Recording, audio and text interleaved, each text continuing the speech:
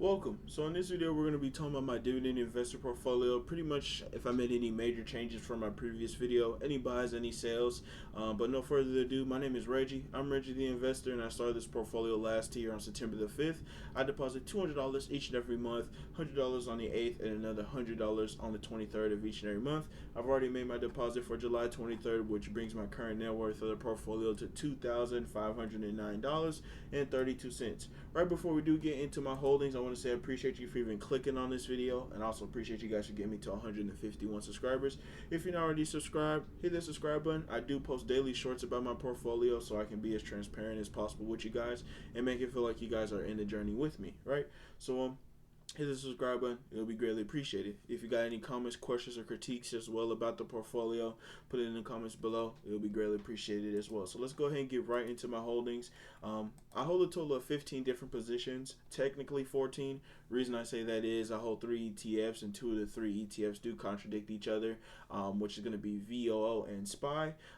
Those 2 ETFs are pretty much the same exact thing. Only difference between the two is their expense ratio, and that's just how I started the portfolio. Really haven't made a decision on which one to get rid of for the other, and once I make that decision, of course you guys will know about it, right? So here go all 15 of my holdings. All the rest of them are individual stocks, so go ahead and pause the video here, take a picture. If you got any, like I said, critiques, comments about my portfolio, put it in the comments below. You can see the average share price, or the amount of shares I hold for each and every one, my average share price, and you can also see how much I have invested, which is my cost basis, into each and every one, right? So go ahead, pause the video if something you're interested in, right? So we're going to go ahead and move on to the performance of the portfolio compared to the S&P 500. So since starting, I'm in the green by 30.95%, rounded up 31%. That's not bad for only, what is this, 10 months of investing, just a little bit less. 10 months of investing, making 31% on your money, right? That's not bad at all, right? Going here year to date, I know we're trailing the S&P 500. If you check out my previous video, we were down about 4 or 5% behind the S&P 500. So right now we're in the green by 15.64%. If we go here to this tab here, go to year to date, we've pretty much caught up pretty well. We're only trailing by a little bit less than 2 points, not 12, 2 points. S&P 500 is in the green by 15.14, and we're trailing, like I said, 2 points, 15.64, right? Not bad at all, right? So if we go to the monthly time frame, we're in the green by 4.32%. Check out the monthly time frame here, outperforming in the monthly time frame for our 1.98%, so 2%, right? And then in the daily time frame as well, I think today was a green day. Yep, we're in the green by 0.13%. And if we go here to S&P 500, we can see trailing again, 0.16% in the red, right?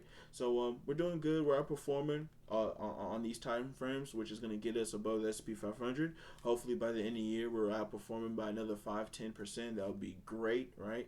That's the whole game plan, to be outperforming the S&P 500. It's not an easy task. It all depends on what you're invested in.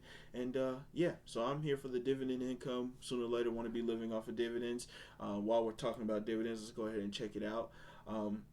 Right before we do go there, so year to date, from starting this portfolio on September the 5th, 2023, we've run a total of $21.97 in earned dividends from September the 5th till now, right? If we go here to this another tab, M1 Finance has added a new dividend tracker, dividend income tracker, I guess you can call it, right? So let it load here, right? So projected, not investing any more money, right? We're looking at $33.59 in projected income from dividends, right? That's not investing any more money, but of course we're going to invest more, so this number will change. But just from this year of 2024, we've earned a total of $19.04, which is not bad at all. To me, that's just proof of concept, showing this thing really works, and you just got to be consistent at it, dedicated to it, and sooner or later you'll be paying off your bills with it, right? So we have another $1.39 pending, so they'll probably pop up in August. Estimated income for in the future, it's going to be $13.16, which can change because you don't ever know. A company may raise their dividend, so this estimated income is just based off the numbers that we have now, right? So Also, making a total of $2.80 a month. Come on, like we're making bank at this point. But no, just a proof of concept again, right? M1 Finance does charge a platform fee if your balance in your portfolio isn't above $10,000. So sooner or later we'll get there. Of course, we just got to grow the investment amount and invest more in the compounders, right? So sooner or later we'll be paying off something with dividends. Only 20 cents away from that happening. So yeah, that's pretty cool. Like I said, proof of concept for me. And yeah, I'm making money just by investing money. And in the future, I would be living off the money I invested early, right? So let's go ahead and check out the activity. If I made any changes, buys or sales. So I posted my last video on the 9th of July with a buy order already ready to go. You guys, if you like I said, if you didn't check out that last video, you would have seen this buy order right before it went out the following morning. About $10 in the waste management, another $20 in why am I saying Microsoft MasterCard, another $50 in between SPY and VOO, $10 into Caterpillar, and another $10 into SCHD. Right, so I put in my whole $100 invested amount out on that day. Right now it is earnings season, so I'm just holding on to this cash, see if I find a better buying opportunity into any other or any of my holdings. Right, so waiting for earnings to go do its course, of course. And yeah, but I did have another buy order on the 11th of July, which was another $15 into MasterCard. Like I said, if you subscribe to the channel, you would have seen this in the YouTube short.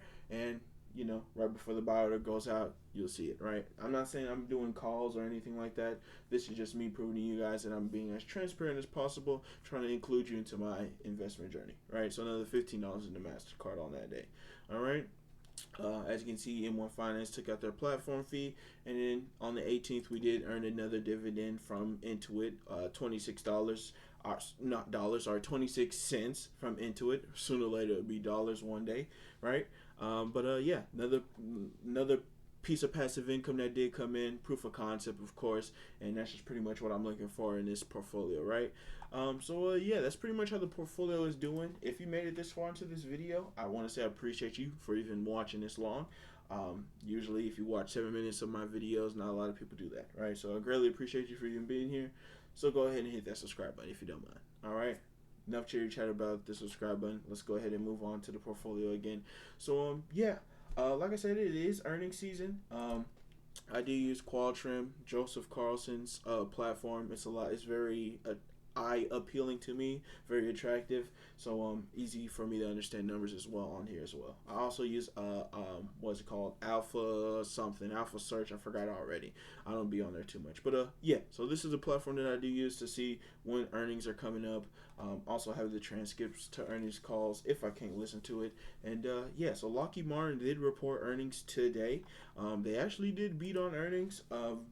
Investors took it very well when they did beat on earnings, up 5.63% on the day, right? That's not bad at all.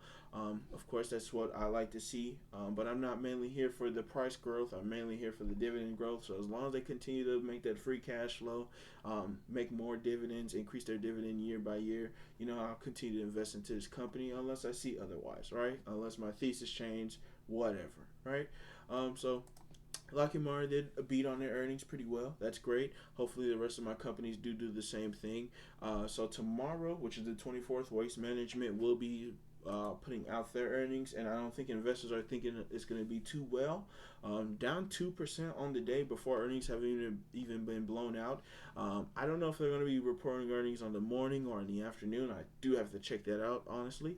But yeah, same thing with Waste Management. As long as they keep growing free cash flow year by year, growing the dividend, and pretty much paying down debt if possible, or not if possible, if hopefully, right?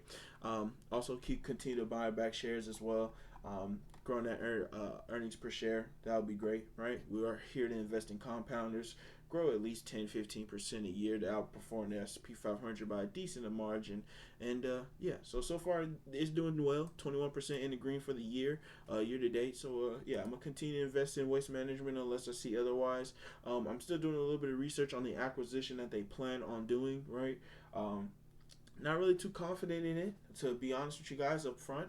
But right now I haven't made a final decision if it needs to be taken out of the portfolio and move my money into somewhere else that I see fit best. And yeah, but right now not too bad. Intuit is kind of recovered from the last, what was it, about a month ago when they were down almost 15-20%. It's pretty much recovered now. It's still, I think it's yeah, it's in the green now. Actually, for the year, 5%. I thought it was still in the red. So it's currently in the green by 5% year to date. Hopefully, going on into earnings, which is in August. I thought they were reporting in July. So yeah, August when they report earnings. Hopefully, it brings the price back up, right? Year to date, percentage wise, right? Not really worried about the price because I don't plan on selling or buying for price wise. I really pay attention to PE ratios, free cash flow yields, and so on and so forth. Right? That's just what that's what I use to indicate if I need to buy the stock or not. If it's not over evaluated, like Costco. We know Costco is up there, 55 PE ratio, which is kind of crazy for a company. I wouldn't sell out. I'm not to the point where I say I should be trimming down stocks because I only have like what $100 invested into Costco. So trimming off $100 really isn't hurting anything, or any gains really off the portfolio. It's probably going to be like what $10-15 if I do choose to trim. So my portfolio is not large enough to start trimming stocks. Other than that, Vici is kind of coming back up this year. It was down about 15-13% so far. Now we're only down 6%, right? So that's also helping the portfolio in the percentage wise to outperform the S&P 500. So if we hear something about interest rates, I don't think we will this year. I think investors were expecting it, but it never happened. I think next year, once the president is elected, we might hear something about interest rates either going up and down. Hopefully, we get them going down, but if not, I'll still invest into Vici. Dollar cost average down, of course, and build more of my holding into Vici so I can get more dividends, right? Because they pay how much in dividends? 45 or 42 cents in dividends, right? This would probably be one of my highest dividend payers from price to stock, or from price to dividend wise. And yeah, so pretty much going to be holding and investing strong. Not buying any more Vici just yet. I was buying that $27-28 range. So if it falls down there again anytime soon, I'll possibly invest more. So yeah, those are pretty much the holdings I really wanted to touch on. Microsoft, I feel like is going to beat on earnings this year. I don't see any problems with that. I actually missed Google reporting earnings. I know they're pretty much set in the stone, pretty much setting the tone for the market, of course, technology wise, advertisement wise, of course. So I got to actually check that out. And yeah, that's pretty much it for the video, right? Microsoft, I still think they're going to beat on earnings.